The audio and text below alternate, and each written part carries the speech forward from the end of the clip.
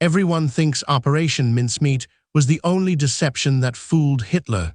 They are wrong. Mincemeat, with its dead man and planted briefcase, captured the imagination, a brilliant ruse that diverted German attention from Sicily.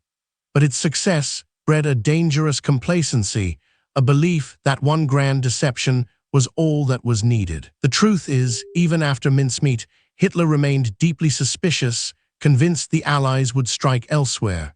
The Mediterranean was a vast chessboard, and a single pawn moved, no matter how brilliantly, wouldn't win the game. The real, sustained deception that truly anchored Hitler's forces away from the Allied invasion of Italy was a far more complex, multi-layered operation. It wasn't a single stroke of genius, but a symphony of lies. This was Operation Barclay, a vast umbrella of smaller deceptions designed to keep German eyes fixed on the Balkans and Greece, convincing them that the main Allied thrust would land there, not on the Italian mainland. The stakes were immense. A failed deception could mean catastrophic losses for the Allied invasion force, prolonging the war, costing countless lives.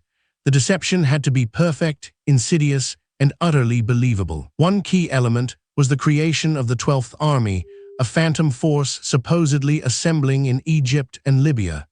Its existence was meticulously fabricated, down to unit insignia, radio traffic, and even fake supply dumps. Radio operators, carefully chosen for their skill, transmitted a constant stream of fake messages, mimicking the chatter of a large army preparing for deployment.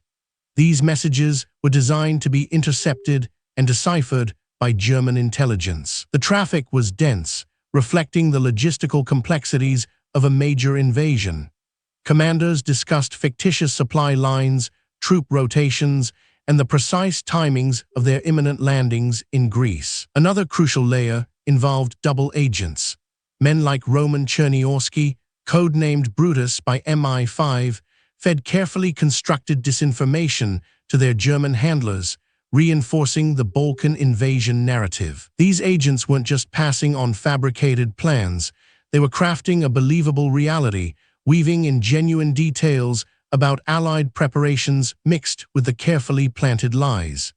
It was a delicate dance of truth and deception. The British also employed visual deception, constructing dummy airfields in Palestine, complete with fake aircraft made of wood and canvas. These airfields were designed to be spotted by German reconnaissance flights. The goal was to suggest a massive air buildup in the eastern Mediterranean, consistent with an invasion of Greece or the Dodecanese Islands. Every detail, from the number of planes to their dispersal patterns, was meticulously planned. Then there were the ghost convoys. Small groups of ships would sail openly towards the Greek coast, only to turn back under the cover of darkness, creating the impression of large-scale naval activity. These movements were designed to be detected by German U-boats and reconnaissance aircraft, further cementing the notion of an impending invasion of the Balkans. It was a costly, dangerous charade, but vital. The deception even extended to the personal level.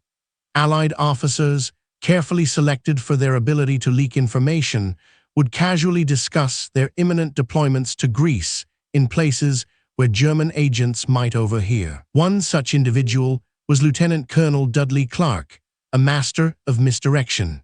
His careless conversations in Cairo's bars and clubs were often meticulously choreographed performances for German ears. Hitler, despite his initial suspicions after Mincemeat, ultimately fell for Barclay.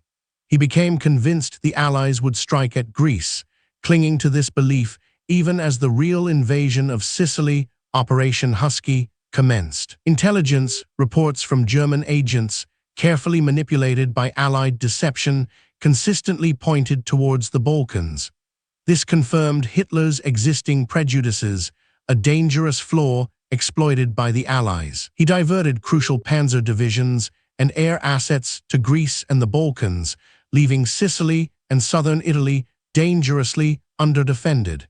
These were resources desperately needed to repel the actual Allied landings. On July 10, 1943, when the Allied forces landed in Sicily, they met significantly less resistance than anticipated, thanks in large part to Barclay. The deception had worked, saving thousands of lives. It's a testament to the power of sustained, complex deception. Not a single, spectacular trick, but a painstakingly constructed false reality, maintained over months, that utterly convinced the enemy. Operation Barclay often remains overshadowed by the dramatic flair of Mincemeat, yet its strategic impact was arguably far greater.